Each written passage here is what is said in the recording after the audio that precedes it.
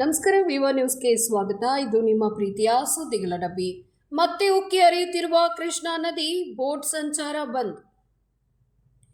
ಮಹಾರಾಷ್ಟ್ರದ ಪಶ್ಚಿಮ ಘಟ್ಟದಲ್ಲಿ ನಿರಂತರವಾಗಿ ಮಳೆಯಾಗುತ್ತಿರುವ ಪರಿಣಾಮ ಕೃಷ್ಣಾ ನದಿಯು ಮತ್ತೆ ಉಕ್ಕಿ ಹರಿಯಲು ಆರಂಭಿಸಿದೆ. ಕೆಲವೇ ದಿನಗಳ ಹಿಂದೆ ಸಂಪೂರ್ಣವಾಗಿ ಖಾಲಿಯಾಗಿದ್ದ ನದಿ ಇದೀಗ ಮಹಾರಾಷ್ಟ್ರ ಮತ್ತು ಬೆಳಗಾವಿ ಜಿಲ್ಲೆಗಳಲ್ಲಿ ಸುರಿಯುತ್ತಿರುವ ಭಾರೀ ಮಳೆಯಿಂದಾಗಿ ಭೋರ್ಗರೆಯುತ್ತಾ ಹರಿಯುತ್ತಿದೆ. ನದಿಯಲ್ಲಿ ನೀರಿನ ಹರಿವು 60,000 ಕ್ಯೂಸೆಕ್ಸ್ ದಾಟಿದೆ.